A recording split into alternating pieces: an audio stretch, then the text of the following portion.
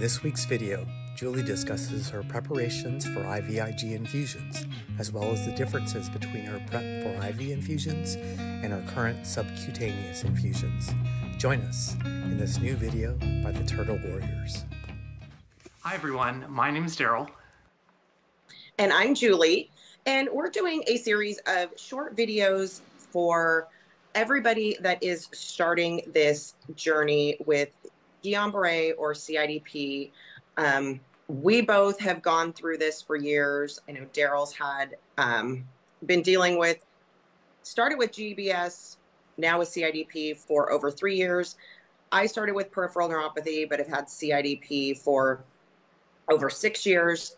And so over all of these years combined, we have learned a few things that we just couldn't find in the beginning. There's so much information and it's so overwhelming when you're first diagnosed and they throw everything at you that it's very overwhelming. And so we thought maybe these videos might be a little bit helpful, give you some tips, tricks, things that might help you out, and hopefully make your process a little bit easier. Absolutely. So Darrell did a video already with the preparations for IVIG. If you missed that video, go back and check it out. And gave a lot of really good tips. So if you have already been diagnosed and now you're in this part where the doctor is starting to give you what your treatments are, the most general treatment that most patients get is IVIG. So he gave a lot of good tips on how to prepare for your IVIG the day of or the day before. Hydration is huge. I think that's probably one of the most common things that we see in our support groups is people getting headaches after their IVIG. Hydration is like key to keeping down on those headaches. We both hydrated just with water, but I also got IV hydration right before they would put the medication in. So it does help to hydrate a little faster when you do it IV, but hydration is hydration no matter which way you cut it and you need it. So make sure you're staying super hydrated, whether it's just drinking a bunch of water or you're getting IV hydration. But if you are hydrated and you are still getting headaches, you might want to check with your doctor and just see about adding that extra hydration right before they start your medication. Doesn't take much longer. So that was the big key. Also pre-meds, which he spoke about. He does Benadryl and Tylenol. Now, one thing I will just preface here is everybody is different. Everybody's different. Everybody's doctor might do things a little bit differently. He does Benadryl and Tylenol. With my IVIG, I was doing Benadryl and aspirin. The reason for the aspirin was my doctor said because of blood clots being one of the top side effects, the aspirin helps to prevent those. So that was the reason for aspirin instead of Tylenol. But again, it's up to your doctor what they prefer. But that's just a little bit of difference between our IVIG prep. He did speak about the heat before your nurse gets there or before you get to the IV center. You want to make sure your body is warm. Your veins are warm. It's going to help to get the IV to take on the first stick, hopefully, instead of 8 or 9 or 10. But if you do them at home, which I always did them at home, my nurse would call me right before she would leave her house, and I would jump in the shower, get super hot, super warm, and then just bundle up as soon as I got out of the shower. That way my whole body was warm when she got there, and it made getting the IV on the first or second stick so much easier than if my body is cold, my veins aren't popping out, and then that's where we run into multiple sticks. Now, that helps. If you can't do a hot shower, heating pads, run your arm under hot water, wrap it in a towel to keep it warm, works great too. So But we have a lot of similarities of what we did with IVIG. Now, I am actually now doing subcutaneous. I switched in September, was kind of forced to switch. That's a long story for another video, but it is, a lot of the prep is the same. So if you don't know the difference, IV goes into your vein. Subcutaneous you do yourself, and it just goes into the top layer of fat, either in your stomach or your legs is the most popular areas. They said you can do them behind your arms. Not sure how I'm supposed to stick myself there and do all of that, but haven't gone there yet. Yeah, it does not seem, it just seems like a lot of work to put them there. So I typically use my stomach or my legs, but a lot of the prep is the same. I do still have to hydrate. I do, because I'm not doing IV, my pre-meds now are Benadryl and Tylenol, which I take orally. I did do IV Benadryl with IVIG. I know a lot of people take it orally, which is totally fine. Just doing anything IV is just going to help.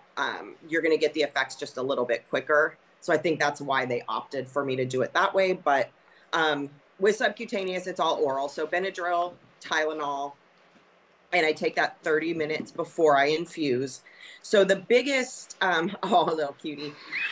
So the biggest difference in prep between IVIG and subcutaneous is you are now in charge of everything, like everything. So unlike with IVIG, you're going to get your box of supplies, you're going to set it in the corner until your nurse gets there, and then he or she is going to go through everything, separate it, do what they need to do. They get everything prepared and get you all set up. You just have to sit there, be a pin cushion, and then you're good to go. With subcutaneous, you have to do everything. So you get one box. They send me 4 weeks at a time because with subcutaneous, you do every week, which is the standard. Some people do every other week, but pretty much the standard is once a week. And what I do, what makes it super easy for me, because they send you everything all at once, is I just separate everything into a Ziploc bag for 1 week. So I have my meds that they send. I have the syringes. Really just, so you've got syringes depending on how many grams that you get. Your medication is going to look very similar to your IVIG medication in the same boxes, just a different brand.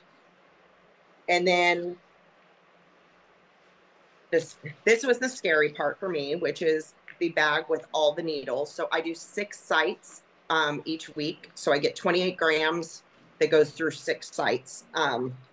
So they're just little teeny butterfly needles on the end of them that you need to hook up. And then unlike a pump with IVIG that controls the rate of the infusion, subcutaneous is measured by this little tubing. So depending on the size of this tubing depends on how fast or slow that you're actually going to infuse. You can't change it in the middle of an infusion. I mean, whatever this is, this is what you have. So it's not like an automatic pump where they can adjust the rate in the middle of an infusion. So you kind of have to make sure this is okay. If you want a faster rate, then you need to ask them to send you bigger tubing. But that's kind of the biggest piece there. But it's just all of the little stuff that you have to do. So the prep work for subcutaneous is a lot more than for IVIG. But there are pros and cons to all of it. I don't like doing them every week, but I love not having the side effects that I got with IVIG. So we can discuss that in a later video. But if you're thinking about switching to subcutaneous, or your doctors talk to you about it, the couple things to keep in mind is if you're having a lot of issues with your hands. There are weeks that I've had to have my husband pull the medication from the bottles into the syringes because I can't pull them. I just, whether my numbness or my weakness, it is tough to pull them in. You also have to prime your tubing. So you have to push the solution through that rate tube into the needles to the very end of the needles. And it's really hard to push that through because it can't go very fast because that little tubing that measures the rate is small. So it doesn't go in very fast. So those two pieces can make it very difficult for somebody that has issues with control of their hands or weakness or anything else like that. So I would stay away from subcutaneous if you have those issues, unless you have somebody that can help you with that, that you trust, to help you with all of the prep. So I just wanted to kind of throw that out there, because I have, my husband will help me with everything, which is great. I just need to ask, but I know a lot of people don't have somebody that can be there to help them, and you are on your own. So yeah, that's the difference between the two. So I have a question, Julie. So, I mean, I've thought about subcutaneous, mostly just so I have the flexibility of not having to every 3 weeks, have to be at home and have to have a nurse, because me and my wife, we, vacation a lot and go camping and stuff. So, but there's two things that freak me out about it. The first thing is just having to do it all myself. And it just seems like to me, it just seems like a lot. Because I remember, I used to give fluids to my dogs, or one of my dogs, and it would just it would be leaking sometimes. And did they give you like a video, a YouTube to watch? How did you get prepared for knowing how to do all this stuff? So yes, I watched a lot of videos, but they don't just give you the stuff and say you're on your own. You have to have a nurse actually teach you how to do it before they will allow you to be on your own. So typically it's 3 visits, two or 3 visits, depending. So the first day she was here, so this was my infusion nurse. So when I switched over, she came on the regular day and she showed me everything, and I recorded. Oh, that's a good idea. Started the whole thing. So just in case I forgot what she was telling me or what this piece went to when I was on my own, I had the video of her showing me everything. And so she showed me everything. She put the needles in. I mean, did the whole entire process, but was very explanatory, answered all of my questions. And then the next 2 visits, I did it myself. She was just here to make sure there weren't any issues, making sure that I was getting things done in the correct order, which thank goodness she was here, because I forgot to put the flow rate tubing on.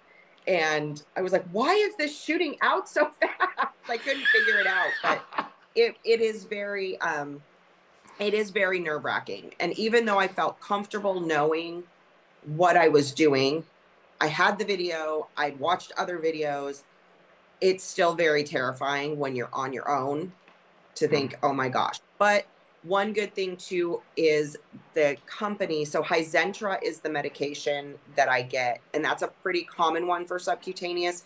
They have their own nursing line where if I were to have any issues, because I typically do my infusions in the evening. That way, as soon as I'm done, I can go straight to bed and just sleep. And then by the morning, the swelling is gone for the most part. But it's 24 hours. And I also can call the infusion company and talk to their on-call nurse as well. So there is support for you. But yes, it's terrifying. It is a little terrifying. And the piece with being able to travel, my husband and I love to go on cruises. We love to go on vacations, go to Mexico. And that was the big thing with IVIG, was I had to be home every 3 weeks. And I was down for 5 days. I had 2 days of infusion, 3 days of recoup. And with this, I can take it anywhere. Doesn't have to be refrigerated. I can just take this one bag and my pump which is not that big. And it comes in just a little, I mean, it has a little travel bag. Take the pump and the bag, and that's all I need. And I'm good to go. I can do it wherever. And because the side effects are so much less than IVIG, I can enjoy my vacation. Yeah, nice. Like, do it in the evening. I'm just tired. The next day, I can just resume my toes in the sand and whatever I want to do.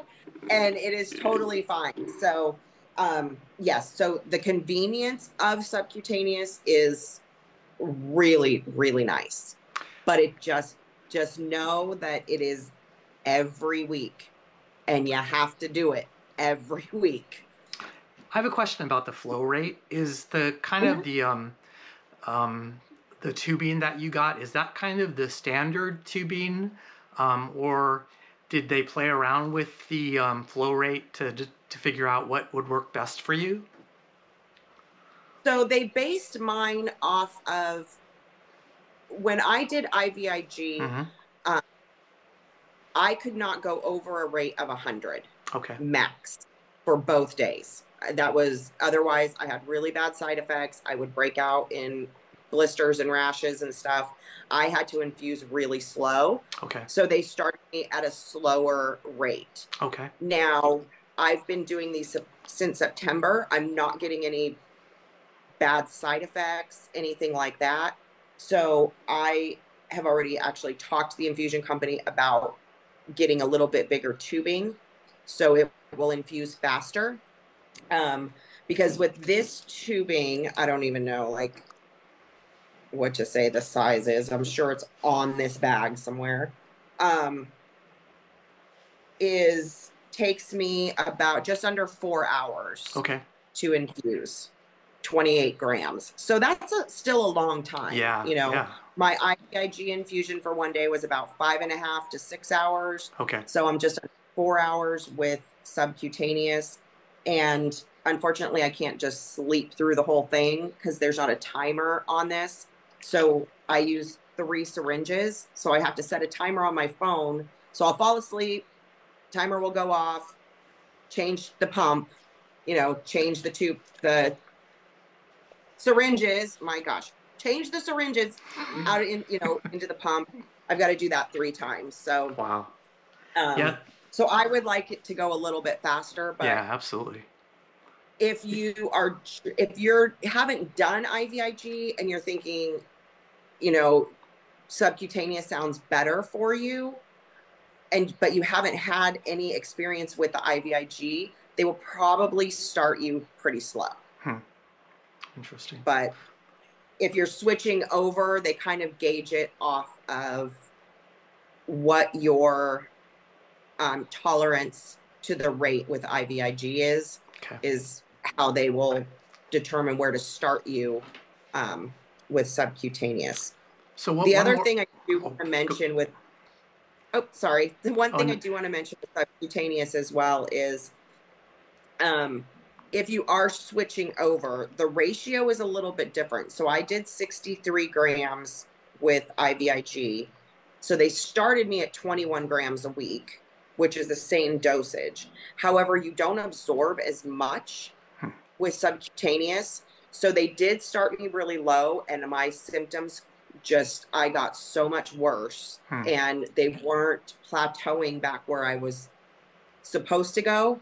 So we did increase it from 21 grams to 28 grams every week. And that has seemed to put me back to where I was, how I felt good with IVIG. That was kind of the dosage. So you are probably going to need a little bit more subcutaneous than you would regular IVIG. Who made that call? Did the doctor make that call on increasing the dosage when you felt like your symptoms were coming back faster, or how did that work? Oh yeah, the doctor makes all the decisions. I called and let them know. So when he switched me over, he said, give it 2 months because you're not getting a huge dose. Now you're getting small doses every week. So your body has to have time to catch up. So it's going to take about 2 months for you to feel like you did at your peak with IVIG. It's going to take about 2 months. So after 2 months, when I was declining, I just called. I let the infusion company know they called the doctor's office, and he just wrote a new prescription and just increased it. One more last question. Of course. So for the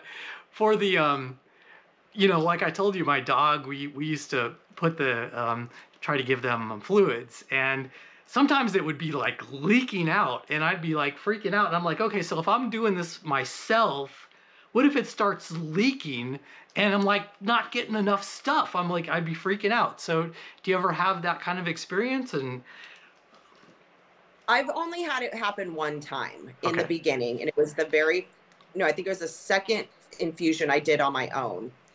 And it was, I don't know if it was the placement of the needles where I did them in my stomach, because it was kind of on I got a lot of love handles going on, so it's kind of in that crease.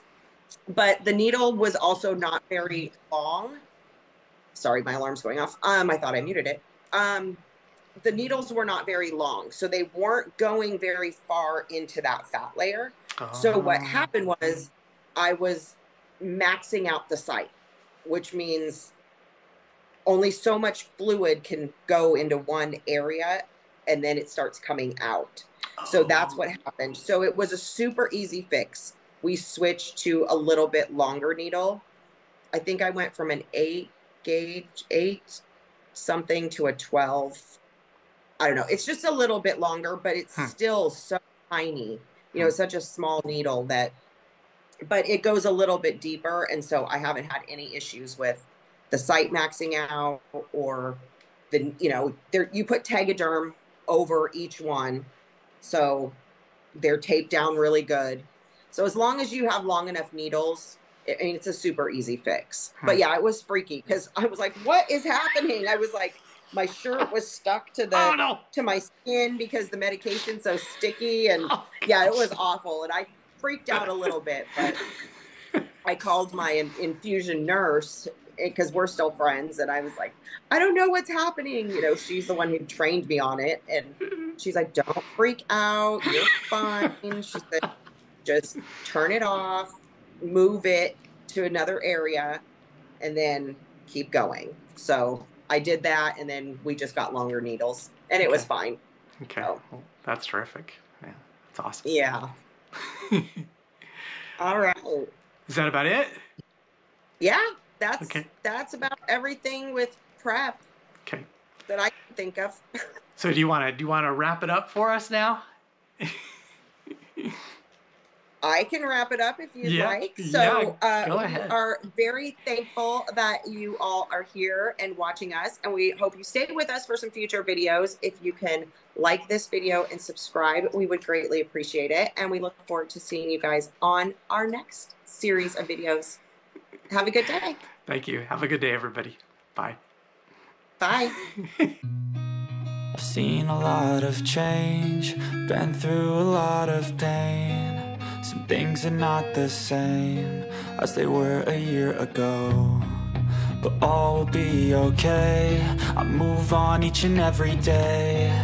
The past is where it stays, way back a year ago.